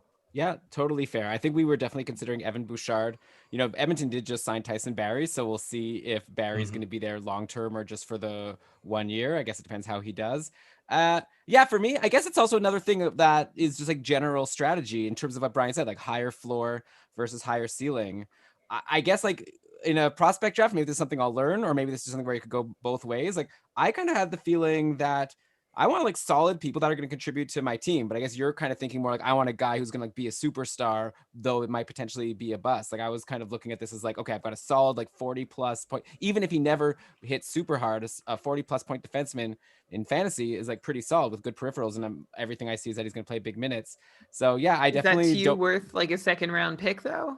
Well, I don't know. You're talking about like Bowen Byram, who I know Victor has said some things that maybe, makes him very worthwhile if you think he'll potentially get that top power play in Colorado. And then you said Branstrom or Noah Dobson or like, I don't know, like, are they such You're naming the guys who I said I wasn't interested in. I named Bouchard and Ty Smith and Jamie Drysdale as the guys who I was most interested ahead of John Marino. Fair. So yeah, I'd be curious to know, like Victor, forgetting about John Marino now, Brian likes Ty Smith, Jamie Drysdale. Do you see these? And who's the other one? Bouchard. Yeah. So talking about those three guys, Bouchard, Ty Smith, Drysdale. Are you seeing what Brian's seeing of like big, like I guess you're looking at like 50 plus point soon upside coming? Yeah, I think Bouchard has the highest upside of all of those guys, and of course, if he gets to play with McDavid and Draisaitl and those guys, the sky's the limit, right? But he also, I think, has the most talent on his own to produce points. So I like that. I think you also glossed over the guy I would also like, two guys actually, Eric Branstrom. I think there's a non-zero chance that he's as good as Shabbat too. He's very good. And when you look at his equivalency, he's outstanding. So obviously he hasn't done it yet, and Shabbat is there and been shown that he can be great. So that might dampen your expectations a little bit. But I would like that pick for your team, Elon, because he's already in the NHL and he's, I think he certainly has a higher upside than Marino. So I would have liked that one. And Valimaki is another one who I don't think you mentioned, but he went 47th overall, and he has basically Bouchard type upside. He plays for Calgary and he got injured last season. He was going to probably play in the NHL this past season, but he tore his MCL in training camp. So he's another guy who could probably step into the NHL this season. And Giordano's there and some other guys are there. So he might not get the reins immediately, but he has really high points upside, and he's tearing it up right now in the Liga over in Finland. So I think I looked it up earlier. He's over a point per game. Interesting. So if you had to bet right now, which defenseman is going to lead rookies next year in points? Rookie defenseman. Is Valimaki your pick? I don't think that he's going to get the opportunity necessarily. That's a really tough question. Let's see. Yeah. I got to look at all the options here. I would have picked Bouchard after that Clefbaum injury news, but then of course the Tyson Barrie signing kind of then puts a damper on that for next year. But we'll see. I mean, that's like you saying, but you already have acknowledged that Letang is like Marina's got Letang. Okay, Bouchard's got Barrie. I'm happy for you to tell me. I'm already like past talking about Marino. I do think Marino, even with Letang, is still a solid 40 plus point defenseman. And I don't know if Bouchard has that. Like, I think that Bouchard's not on the top power play. I don't think he's getting 40 points. For 1 year, I think you're good. Yeah. I don't even think Bouchard's going to be in the NHL this year, actually. Right. Okay, so I guess let's lightning round this a little bit. We've got about 20 minutes to go, and I'd love to just keep talking to you for like 3 hours. Maybe we'll have to come back to talk about the rest of this draft at some point. But look, let's just like kind of look in blocks here. We've got the second round, and I guess how about I'll just like rhyme off the second round, and then we can sort of just like each point out some players that we think were like good or bad picks or interesting people. So okay, I took Marino to start that round. Then we've got Cousins, we've discussed. Martin Nichas is actually another guy who's played some NHL time. And yeah, I guess he's behind obviously Sebastian Aho, but still has some upside. And then we've got Cole Perfetti, Lucas Raymond, so 2 guys who were just drafted. Morgan Frost on Philly, Askarov, the goalie, Holtz, who was just drafted. Alex Newhook, Cole Caulfield, who Brian brought up, Cody Glass over on Vegas, who potentially now Paul Stastny's gone, right? Theoretically, he can be the second line center on Vegas next year. Mm-hmm. Yeah, for immediate impact, like amongst all the guys you just named, really going back to the last, like to the Kako pick back 18th round 1. This is like almost, this is about 13 picks later. Cody Glass seems the best like immediate impact option. Nichas might not be far behind, but I think Cody Glass could be up there. And right after him, Nick Robertson, if he can somehow find himself in the top 6, which has been sort of talked about, that's another option. Then Philip Zadina. So all of a sudden you had to run a 3, like a bunch of guys who's like, okay, maybe they'll make it. I guess Morgan Frost, you might say, has a shot in Philly too to make an impact this year. But we've already seen a little bit each of Glass, Robertson, and Zadina, and I think they have a pretty good shot of having an impact. So those help win now kind of teams. And then it went to Byron Bouchard, Connor McMichael, Vasily Podkolzin, which surprises me because I didn't really think he has much of an NHL like upside in terms of offense. I think he hits, right? So maybe he'll help in the peripherals category. And then a few goalies to end round 2, Jake Edinger, Kaapo Kakkonen, and Spencer Knight. But we already mentioned them in our round 1 goalie discussion. Yeah, so okay, lots of directions we can go here, but Victor, like which of these how about to start off, Brian said this claim that Cody Glass might have a big impact as soon as next year. And then he said, or maybe like a Martin Nichas. So I'd be curious to, and like Philip Zadina, those are the guys who really jump out in this round of like people who have already been in the league. And now like they'll be, a year older and maybe get a decent shot on their teams. Like, are any of those 3 guys people that you think like in terms of for drafting for like 1-year leagues next year, even like you expect something big? Yeah, I think Glass is certainly one of those. He was good at times, but he certainly struggled a little bit with the pace of the NHL. So I think he if he can figure that out, because he was just pretty inconsistent, which is understandable for a rookie. I like that one. I think Nick Robertson looked pretty great on the Leafs, and it's just so crowded in the top 6 there. So if he can get a spot, then yeah, that would be amazing for him. He could have the highest ceiling in a 1-year league if he gets that spot, which is a kind of a big if, I would say. Nichas, I think, is really interesting because I think if he slides over to the wing, which he has played some right wing, he could be in the top 6, and he has looked pretty good at times. And so he still has pretty good point upside. I like that one a lot, certainly for impact this year. And Carolina, the thing I hate about Carolina, though, from a fantasy perspective, is though they just roll their lines. They don't give super high minutes to any of their top forwards, and so that hurts the top end guys. But it might help a guy like Nichas. So I like that. I also think that there's a decent chance that Connor McMichael, even though he hasn't been like in the AHL or anything, Washington wants to, they're in their window. They want to win now. So they may even bring him up. And he's seems pretty ready. He's been doing pretty great in the OHL. So that's one, if he makes the team and he gets an opportunity, he could be pretty good too.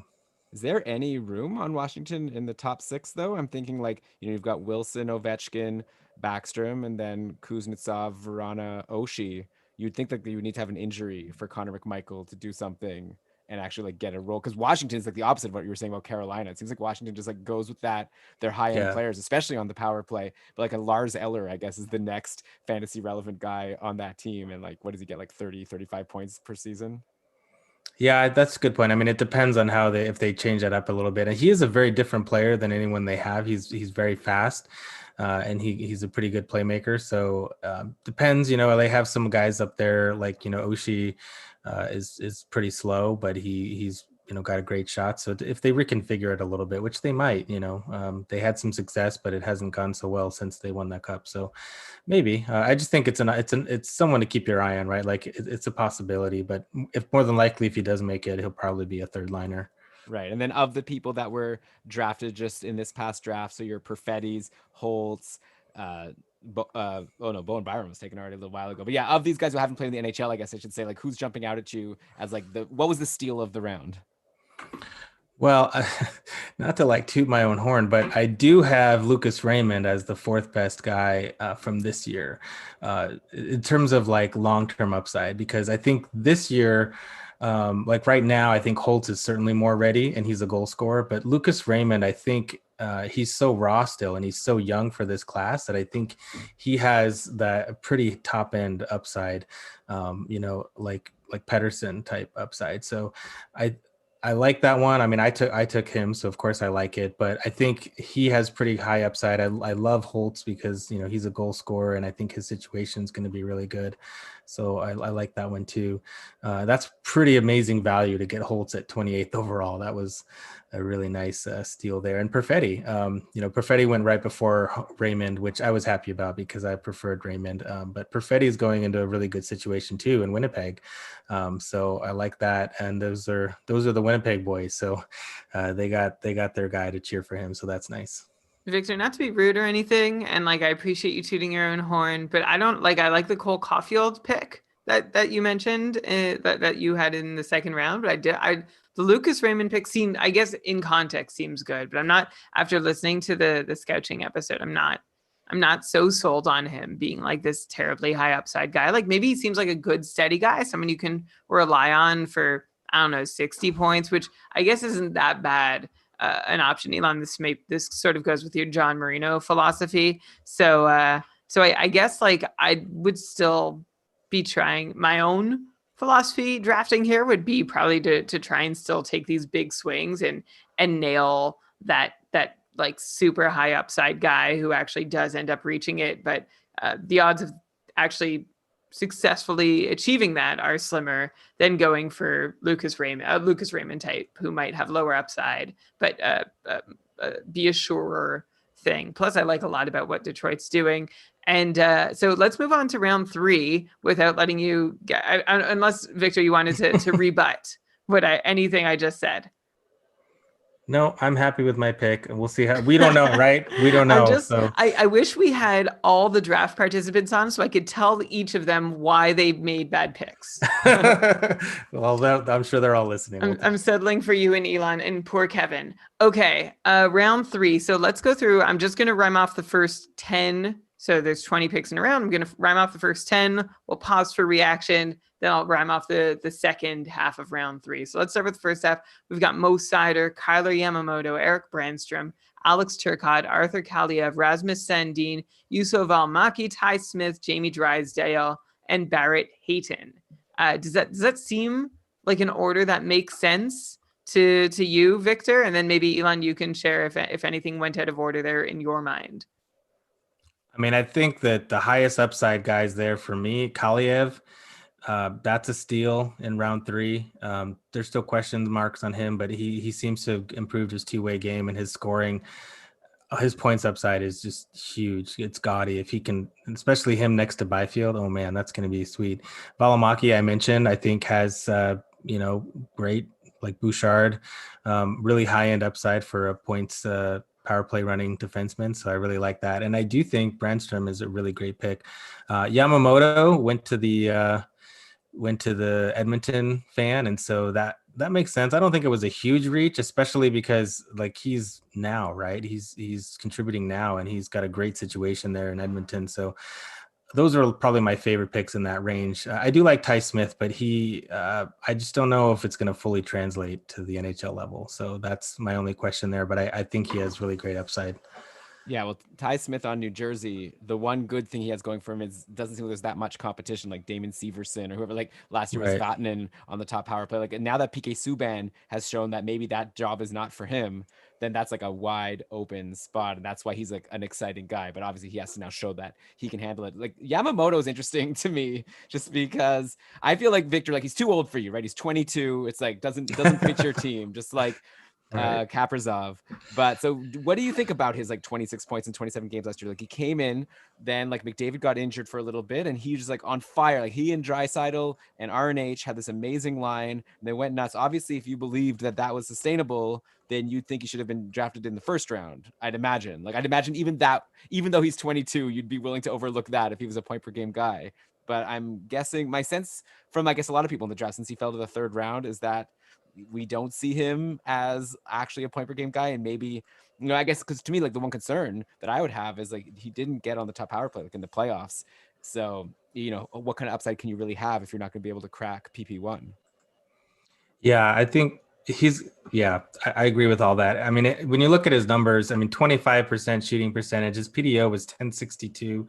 I mean, that's absurd. His IPP was 70. So there's clear red flashing signs that he's going to regress. I don't think he's going to regress so hard that he's like not an impactful scorer, especially in that situation. He showed, I think, enough that he clearly can play at this level, and he got a bit lucky. So, I think all of that together, he certainly could still be a very valuable forward. I don't know why they did. I think I'm sure they're kicking themselves now that they didn't play those guys together because they were great in the regular season, and I don't know why they didn't, and it really hurt them. But I like Yamamoto.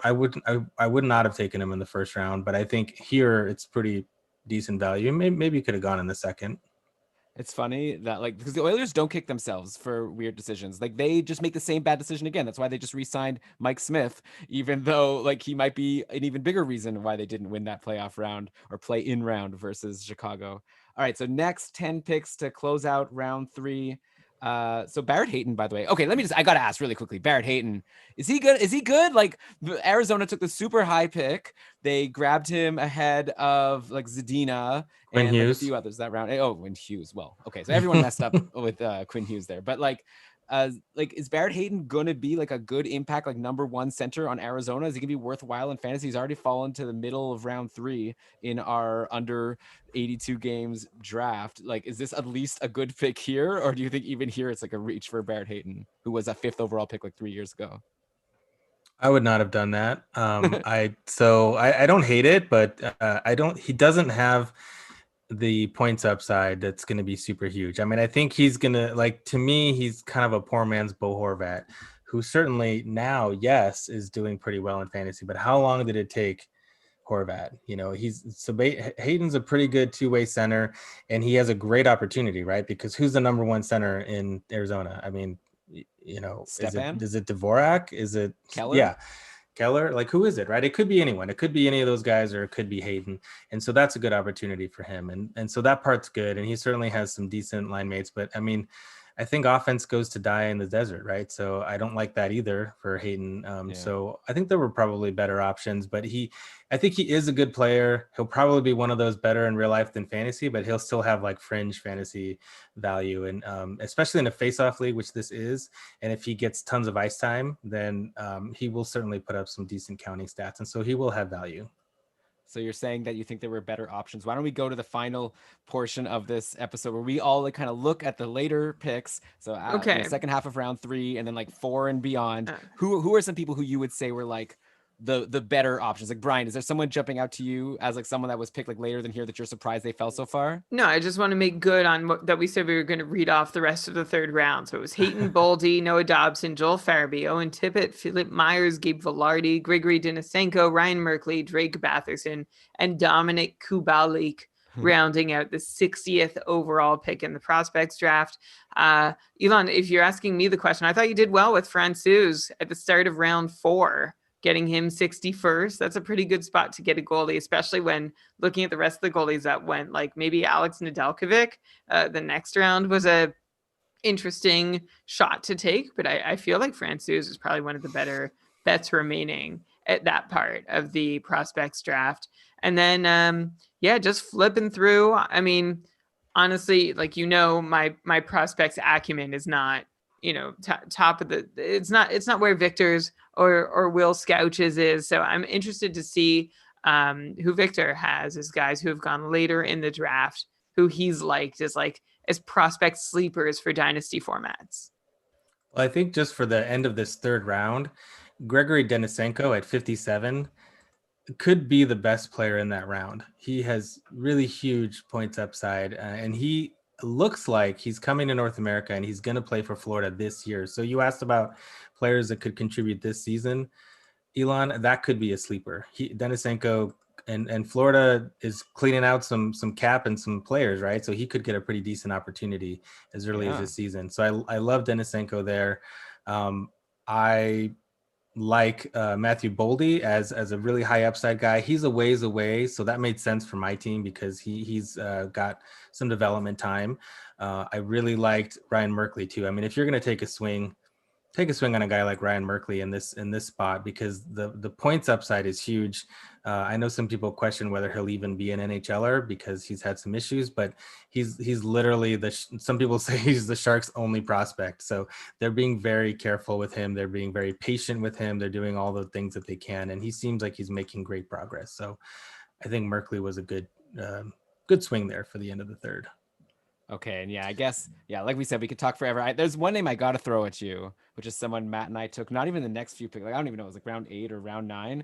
But like, I just started seeing tweets and just a little bit of buzz about this guy. And he might be, maybe like you're going to say, he definitely doesn't fit your team. This might not be like a long-term like superstar. But in terms of like people who might step in next year and be a great late pick, a lot of people are calling this guy the next Dominic Kubalik. So I got to ask you about Pius Suter, who led the Swiss league in points last year.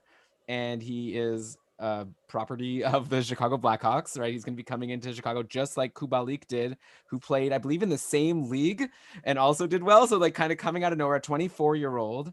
Do you have any thoughts on Pius Suter? Because I was like just searching Twitter. A lot of people are being like, watch out for this guy. He's going to come in. He's going to surprise people. And like, he's a name I hadn't heard before, but all of a sudden I'm seeing he led his league in points. And obviously it's not the highest end league, the NL, whatever that is, the National LA. League of Switzerland.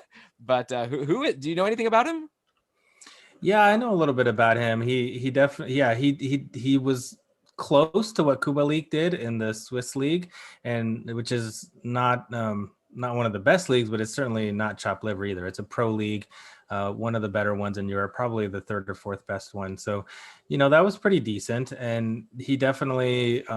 There's a good chance that he could be decent. I think that what Kubalik did this season was pretty special and pretty unexpected. So the chance that it'll happen again on the same team seems to me a bit unlikely. But they have the perfect roadmap, right? I mean, this is a guy, they just did it. They helped him transition his game. And so, from that perspective, they and Chicago is great at this, right? They find these players in Europe and they bring them over and they give them an opportunity to succeed. So I think, stranger things could happen. I wouldn't expect him to be quite as good as Kubalik, but maybe, a step or two behind. And certainly he looks like he's going to play. And so that's great, especially for the cap hit. So that's a good move. Anyways, maybe just like even in just a 1-year league, just a name to know that he might come in and, hey, Brandon Saad is gone from the Jonathan Taves line. So I don't know. So maybe he gets to play with Taves. I don't know. Okay, so I guess, though, that was pretty fun. There's like a bunch of names, but also people could hear you talk about all these names and more on the Fantasy Hockey Life podcast that you're doing with Jesse Severe. It's like every week. I also noticed that right now you're doing a whole run through of all the teams. So maybe, I want to thank you so much for coming on our show here. Maybe you could tell us about what you're doing on your other podcast and also about all of your articles. Yeah, where can people hear more from Victor Nuno, aside from in the Keeping Karlsson patron community, where you're a great contributor? Yeah, thanks for having the space for us to all connect. Yeah, I write over at the Hockey Writers for the Sharks. I'm updating their prospect pyramid right now to include all the 2020 guys, and we'll definitely I wrote a write up on Donato, who I think was an interesting sign for them, and I podcast with Jesse over at the Fantasy Hockey Life. Right now we're going team by team and we're kind of breaking down everything that happened in the offseason and previewing what's going to happen.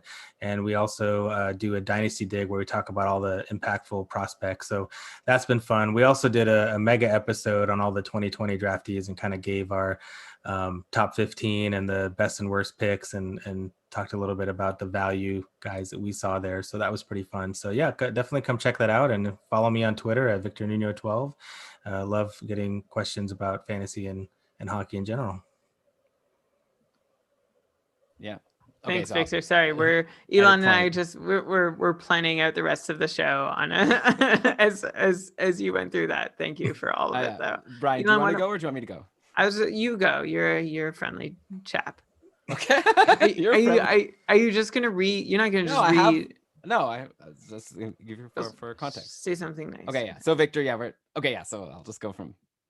Yeah, definitely. Everyone should be checking out what Victor has to say. Like, we've known Victor for a while in our patron community, and like, smart guy. I trust, even though you said some things that, again, I'm going to say, Brian, you furrowed your brow a little bit. We were a little bit surprised at some things Victor said, but I really respect the takes. And I just wish we could find out now. Like, the thing is, all these things are going to happen. Someone needs to hold us accountable. We need to come back. I'm going to set a reminder for myself to re-listen to this episode like 2 years from now, so we can see like what was right and what was wrong. After John Marino wins in Norris and like leads all defensemen in scoring, it'll be fun to come back. Yeah, and Cal Peterson wins the Vezina simultaneously. Yeah, exactly. It'll be the best year ever. Matt and I are going to be rich. But okay, before we close out the show, we wanted to give a shout out to good friend of the podcast, longtime patron, PJ Richards, who is like become, a good friend of a lot of people in our community. Like, a lot of people have been playing NHL 21 or NHL 20 with him over the years, nicknamed Poopsie Jones or Jockstrap. And PJ actually has a big surgery coming up, and we just want to wish him well. He actually was diagnosed with testicular cancer last year, and he was like sharing all the information about it on Facebook, and he beat it. Like, he had a surgery and they took it out, and now it looks like he has to go back for another surgery to remove lymph nodes. I'm probably like, not saying everything properly, but I just wanted, like, the surgery is like this coming week, and we just want to let you know from the bottom of our hearts, like, PJ, we are rooting for you. We can't wait for you to get on the road to recovery so we can play some Chell. Brian, I've started playing Chell, by the way, and I'm really excited to play with PJ. And also, I just want to also give a shout out to our great community who have been really like, showing a lot of support for him and doing like amazing things for him. It's been beautiful to see, Brian. The patrons, they bring tears to my eyes. Before I respond, do you feel like maybe that was a little, like, I don't know how much he's comfortable sharing? Oh, well, I don't know. I mean, he's been posting stuff on his Facebook. Okay. Do you think it's like I don't know. We didn't ask. Well, I don't know. Okay. Anyone in the chat want to comment if that's like was that TMI? Anyone who knows him well, like, is that like TMI or more like appropriate? It's not. Patty is in the chat as P Space J. Yeah, I know. So it's clarifying it's not her. How about I'll record a more anonymous version, like a. Okay, you record a more anonymous version, and then we can message after and see which one to use. Okay. By the way, Victor, like, obviously, yeah, you're definitely welcome to hang out for this. But if you're like thinking like, can I just leave, go take care of my kids or something, then like feel free. I will do that. Okay. Thanks, guys. Thanks so much again. Yeah. See you. Yeah, I'll let you know when it's okay. Yeah, he's already not listening. Okay, bye. What a great guy, that Victor. Okay, so are you ready? Maybe just the surgery is enough. Do you want me to try again, or do you want to do it? Yeah, like I would just be like, you go for it. Like, I'll do the same thing, but give less information. Yeah. He's got a big surgery coming up. Wishing him the best. Yeah. Okay. So yeah, before we completely wrap up the show, just wanted to give a shout out to big friend of the podcast, PJ Richards, who has surgery coming up on Thursday. And we just want to let him know we're wishing him all the best. And Brian, like, our patron community is really bringing, and Brian, I just gotta say, our patron community has really brought a tear to my eye over the past week. Like, everyone, like, he's like, PJ is like a big name in the community. He's like big on our keeping Karlsson like NHL 21 and NHL 20 league, like, which I didn't even know existed until recently. And now I'm playing it. And like, it's like just such a great group. And they've all been doing like really nice things for PJ to, wish him well before his surgery. And I just wanted to let you know, PJ, like, good luck. And I can't wait for you to be on your road to recovery. We're going to be playing Chell together and playing fantasy. And hopefully we'll be seeing you in tier 1 at the Cupful soon. You've been climbing your way up, and yeah, all the best. Yep, for sure, PJ. We are sending all our best thoughts and vibes to you, as are the rest of the patron community. So know we're rooting for you, and we know you can do it. What happened in the chat just now? Oh, just some weird stuff. I like random. Oh, okay. But when Matt said like, "What the hell was that?" He didn't mean like what I No, said. it wasn't you. Okay. Thank you, Matthew, for being on top of it. I'm also That's why we gave him the wrench. booting and muting. Oh, and also, Brian, I mentioned the Cupful. We should say the Keeping Karlsson Ultimate Patron Fantasy League. We're booting this back up. Like, we've been talking with the patrons, coming up with some new suggestions for next season. I think by the time we record our next episode, we're going to be announcing that signups are open. So I just want to let everyone know that's listening. If you're listening to this podcast, you can join the Keeping Karlsson Ultimate Patron Fantasy League. Very soon. Like it's I think the premier league in fantasy hockey. Like we've been doing it for years now. We have a whole tiered system where you start at the bottom and you climb your way up to tier 1. And like our tier 1 right now is stacked going into next season. I can't wait to see how it plays out. And yeah, it's open to any patron of Keeping Karlsson. So yeah, just want to, we're gonna give a little taste here of what's to come. Brian, you know that how I said that you start at the bottom, you climb your way up? We had a great suggestion by one of our patrons, John, that we're going to be implementing for next year. Normally, you start in like tier 5 or 6, and it's like if you win your division, you get to come up to like 2 tiers higher. So it still is going to take you at least like 3 years to get to tier 1.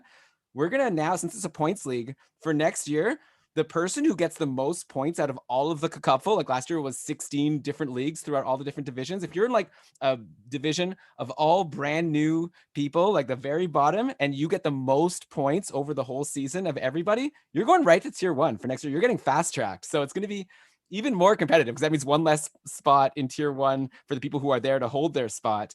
But yeah, so it's going to be really exciting. And I just can't wait for the Cupful to start also, Brian. It's like, I think we've really like honed in and made this league like just perfect. I love our point scoring format. I love everything about it. I can't wait to play. And I hope everyone will sign up next year. I hope it'll be like the biggest year ever. We've got a lot of big plans for it. For sure. So keep an eye on our Twitter feeds and just keep listening to the show. We will definitely make it very clear to you when registration opens, and we hope you'll take part in Cupful season 7, I think, or is it 6? Okay, we'll get that all ready for next time when we announce that signups are open. And yeah, obviously, like I said, to join the Cupful, you need to be a patron of Keeping Karlsson. And yeah, we've got other stuff we're doing for our patrons. We've got our patron community over on Facebook and Discord. We do our monthly patron cast. The last one was a lot of fun if you want to go back and check that out. And we've got more plans coming for next season. So keepingkarlsson.com/patron if you want to check all of that out. But with that, Brian, I think we've done enough. Let's let these people go home. So let's cue the outro music. And why don't you go ahead and read us the credits? All right. This episode of the Keeping Karlsson Fantasy Hockey Podcast was presented by Dauber Hockey and powered by our patrons. It was researched with help from Dauber Hockey, Dauber Prospects, Frozen Tools, Hockey Reference, Hockey Database, Cap Friendly, and Elite Prospects. And I'll just say thanks again once more to our guest, Victor Nuno, who will post all the links of where you can find him in the show notes. Yeah, thanks again, Victor. That was awesome. Thanks again, Brian. That was awesome. And thanks again to the chat room and everyone who joined us live. It was great to have you here. And thanks to everyone who's listening. So just, Brian, I'm a thankful guy. Thanksgiving Canada passed, but I could still feel thankful all year round, which I am. And I'm also thankful that the NHL might be starting very soon. We're starting the Cupful up because we're getting into fantasy season before you may know. Like October's almost over. If the season's going to start January 1st, that means we've got 2 months to start prepping and coming up with projections and doing all of our plans for our fantasy drafts. Oh my God, I'm so excited. Okay, well, Brian, that's it for me. And I'm looking forward to talking to you on our next episode. Until then, remember, fantasy hockey is for everyone. Everyone. Well, did you mean to sing it? Or I don't know what came out there.